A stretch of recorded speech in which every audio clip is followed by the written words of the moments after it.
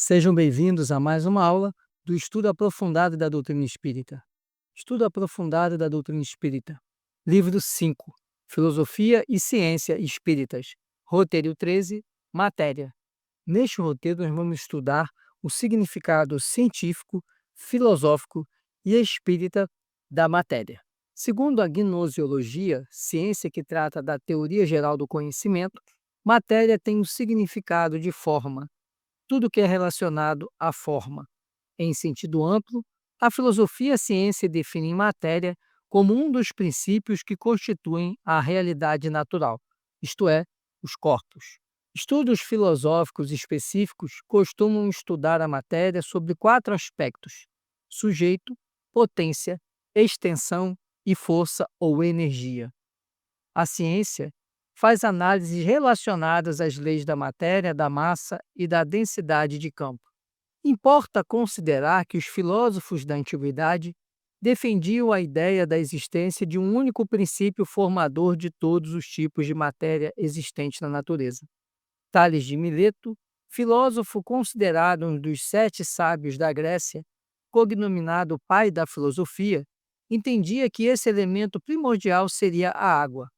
Anaximenes e Anaximandro acreditavam ser o ar. Para Heráclito era o fogo.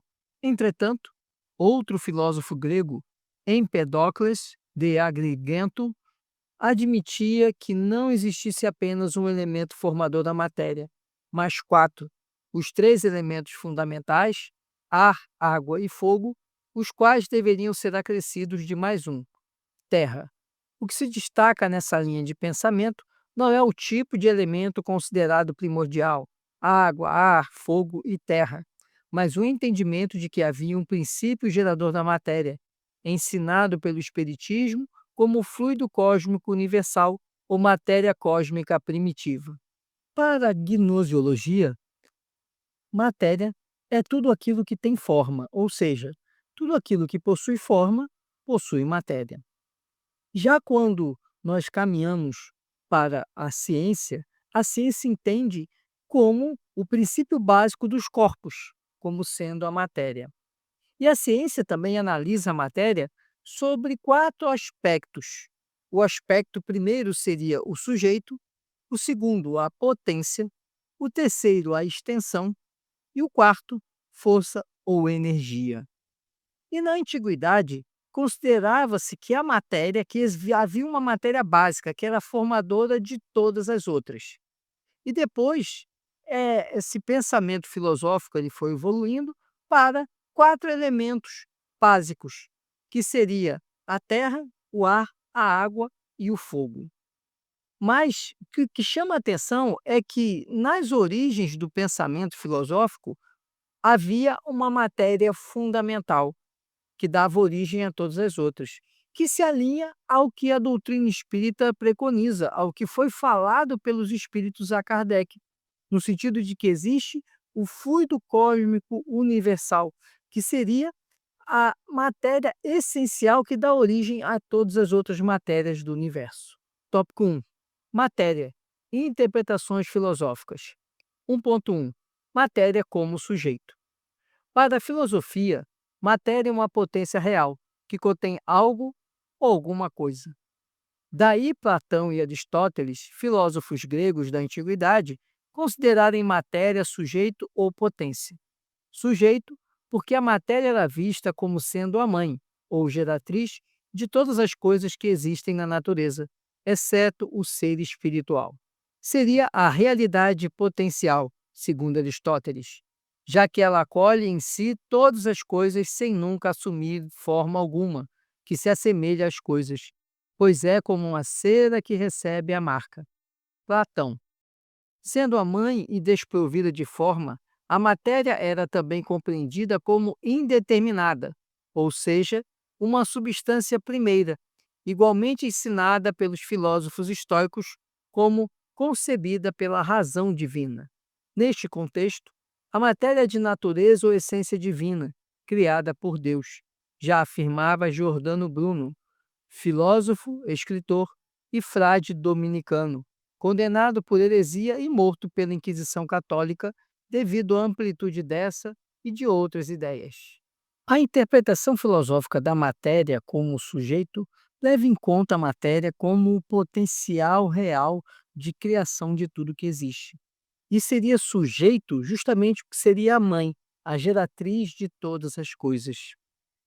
Com isso, tem-se também a interpretação de que a matéria teria algo que seria uma essência divina, uma natureza divina, já que Deus permanentemente estaria gerando matéria. 1.2. Matéria como potência. Por esse conceito, os filósofos descrevem a matéria como o princípio ativo e criador da natureza. Giordano Bruno. Presente em todos os corpos e capaz de gerar outros infinitos tipos de corpos. Para Aristóteles, potência é o mesmo que possibilidade, isto é, capacidade de ser e de não ser. Assim, o elemento essencial considerado em si mesmo nasce, desenvolve-se, aperfeiçoa-se, passando da potência do projeto de uma possibilidade para o efeito. A passagem da potência ao efeito reflete a execução de uma possibilidade, de uma potencialidade anterior. Significa dizer também que qualquer coisa na natureza não surgiu miraculosamente ou por acaso, mas a partir de um potencial pré-existente, equivalente ao simbolismo da árvore que se origina da semente. Para Aristóteles, essa potência ou semente não é apenas essa possibilidade pura de ser ou não ser, é uma potência operante e ativa. Aristóteles tinha alguma percepção dos diferentes estados da matéria, alguns incorpóreos à nossa visão, como os gases. O entendimento da matéria não ser corpórea, necessariamente, originou inúmeras discussões ao longo dos tempos, sobretudo na Idade Média, na época da escolástica, fazendo surgir o questionamento de que as coisas espirituais, como a alma, poderiam ser constituídas de matéria. As discussões conduziram ao absurdo de imaginar Deus como sendo matéria, como supôs David de Dinan, filósofo belga panteísta, morto na Inquisição Católica por suas ideias. A análise da matéria como potência entende que a matéria é o princípio ativo criador da natureza. E também a palavra potência, ela está relacionada à possibilidade, ou seja, a matéria é tudo o que possibilita o que está no universo. 1.3. Matéria como extensão. Tal significado foi defendido pelo filósofo francês René Descartes, de 1596 a 1650, que afirmou: a natureza da matéria ou dos corpos em geral não consiste em ser uma coisa dura, pesada, colorida ou capaz de afetar nossos sentidos de qualquer outro modo, mas apenas em ser uma substância extensa em comprimento, largura e profundidade. Fica evidente nesse pensamento de Descartes a teoria atomista defendida por filósofos da antiguidade, para os quais o atomismo se apresenta como uma teoria analítica, que considera as formas observáveis na natureza como um agregado de entidades menores, os átomos, invisíveis a olho nu. Atualmente, sabemos que há partículas menores que o átomo, denominadas subatômicas. 1.4. Matéria como força ou energia. A ideia foi introduzida por filósofos de formação platônica, que atuavam na Universidade de Cambridge, Inglaterra, no século XVII, amplamente acatado por outros filósofos da época, como o alemão Gottfried Wilhelm von Leibniz e Isaac Newton, no século seguinte. Esses estudiosos consideravam a matéria como uma força sólida, ainda que plástica, cujas modificações aconteciam apenas no seu interior, em nível dos espaços intersticiais, não na parte externa ou superficial. Caso contrário, a matéria perderia a forma e tipo apresentados na natureza. Aceitavam também a ideia de que, sendo a matéria uma força viva, só poderia ser emanação de Deus. Complementando a teoria, os estudiosos da época defendiam a hipótese de que a matéria seria formada de partículas muito pequenas, indivisíveis, denominadas mônadas físicas, de natureza imaterial, pelo menos quando foram formadas. Para Leibniz, a matéria possuía, além da extensão, como afirmava Descartes, uma força passiva de resistência, que é a impenetrabilidade ou antitopia. Newton, por sua vez, julgava impossível que a matéria fosse isenta de qualquer tenacidade e atrito das partes, bem como de comunicação de movimento.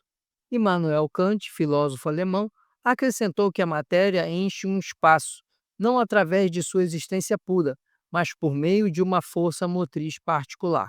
Para outro filósofo alemão, Friedrich Wilhelm Joseph von Schelling, as três dimensões da matéria são determinadas pelas três forças que a constituem: força expansiva, força atrativa e uma terceira força cinética, de síntese, que correspondem em sua natureza ao magnetismo, à eletricidade e ao quimismo, respectivamente.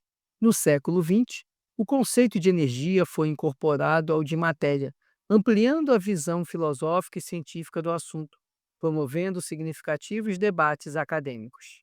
A análise da matéria sob o aspecto da extensão defende que a matéria é toda aquela que a substância ela é dotada de extensão, ou seja, ela é algo que pode ser medido, que pode ser mensurado.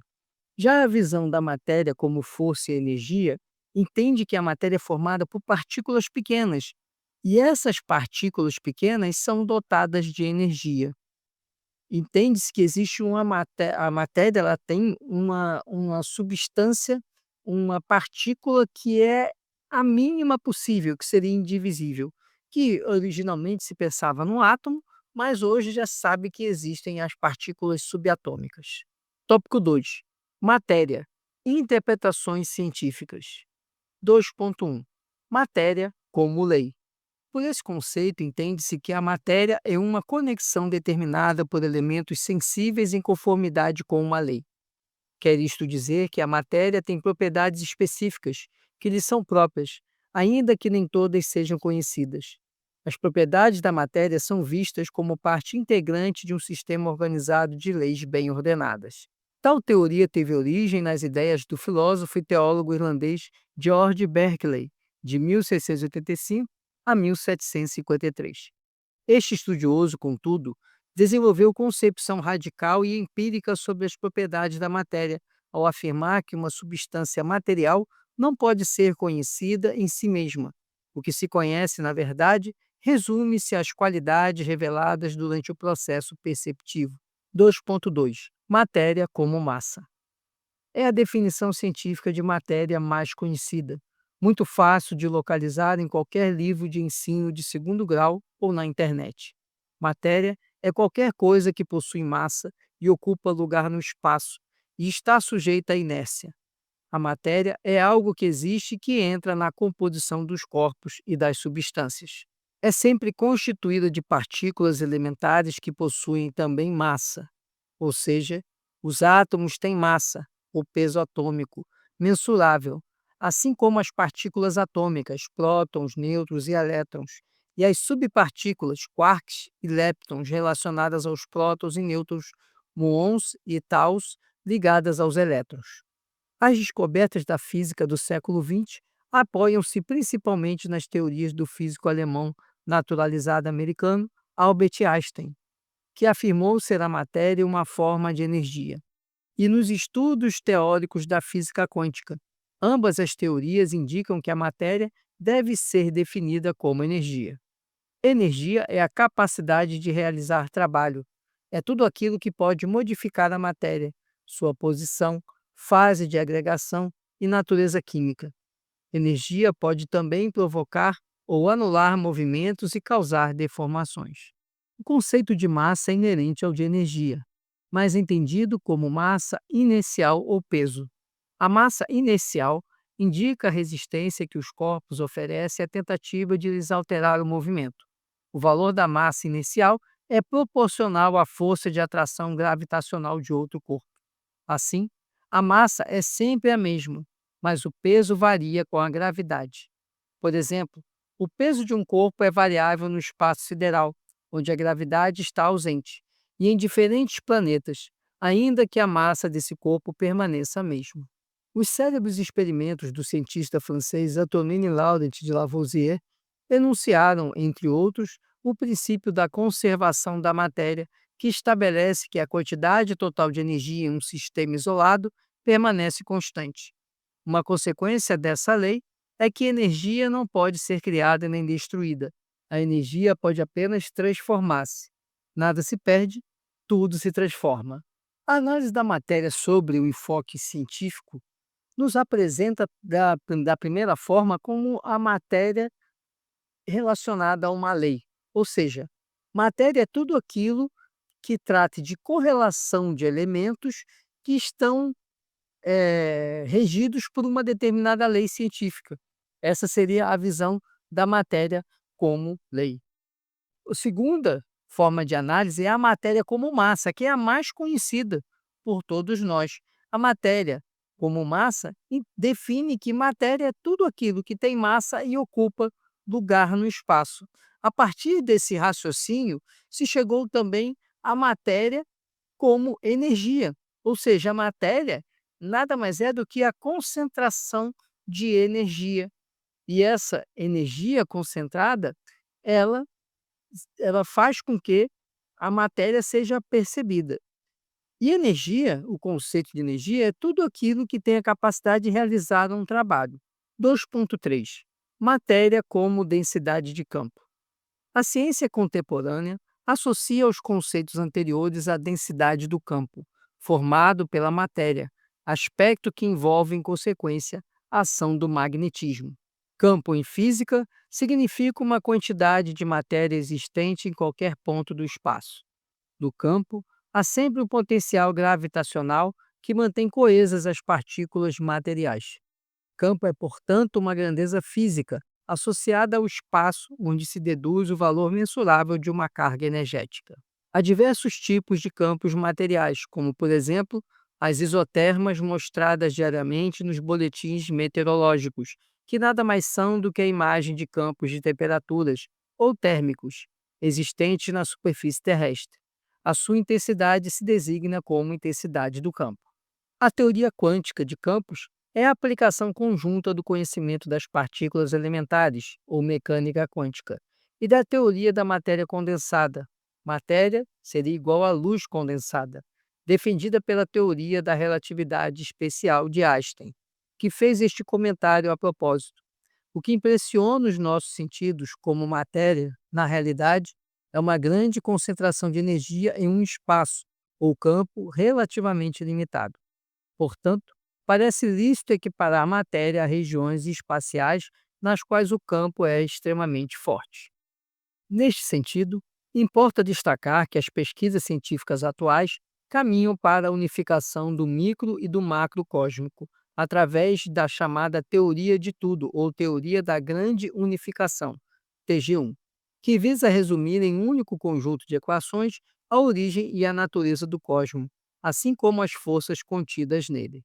Esclarece a respeito o inglês Robert Matthew, físico, matemático, pesquisador e repórter científico.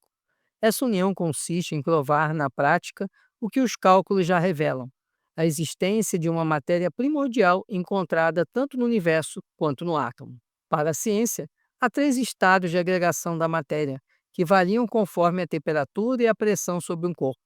O estado sólido, que é quando as partículas elementares se encontram fortemente ligadas e o corpo material apresenta forma e volume definidos; e estado líquido, no qual as partículas elementares estão unidas mais fracamente do que no estado sólido. Nesta situação, o corpo possui apenas volume definido, mas a forma é variável, de acordo com a do recipiente onde o líquido se encontra. E estado gasoso, no qual as partículas elementares encontram-se muito fracamente ligadas, não tendo o corpo nem forma nem volume definidos. Além desses três principais estados de agregação da matéria, há outros dois. Um denominado quarto estado da matéria, que é o plasma, identificado no final do século XX. Nele, já não há mais moléculas e os átomos estão desagregados em seus componentes menores. Em temperaturas superiores a 1 milhão de graus Celsius, todas as substâncias se encontram no estado de plasma. Acredita-se que aproximadamente 90% da matéria cósmica esteja no estado de plasma. Para a física, o plasma é um estado similar ao dos gases, no qual certa porção das partículas encontra-se ionizada ou eletricamente carregada pela incorporação de elétrons. O outro estado é conhecido como o quinto estado da matéria, previsto em 1925 por Albert Einstein e o físico indiano Satyendra Nath Bose. Esse estado só se manifestaria em temperaturas baixíssimas, próximas ao zero absoluto, valor até então considerado impossível de ser atingido e que equivale a 273,16 graus Celsius negativos. O zero absoluto seria exatamente a temperatura em que os átomos de um corpo parassem de se movimentar. O quinto estado da matéria recebeu o nome de condensado Bose-Einstein e, por ora, só existe na teoria. É possível que haja outros estados da matéria que, cedo ou tarde, serão descobertos pela ciência. Outro ponto que a ciência tem de análise da matéria é a matéria conhecida como densidade de campo.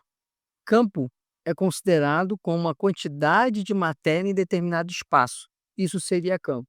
E a análise desse tipo da matéria sob essa ótica exige a junção de duas teorias. A teoria da quantidade de campos, né, que está ligada às partículas elementares, com a teoria da matéria condensada. Com isso, se tem que a matéria ela pode existir em várias formas. As mais conhecidas, os estados mais conhecidos de agregação da matéria são os estados sólido, líquido e gasoso. Item 3. Matéria. Interpretações espíritas.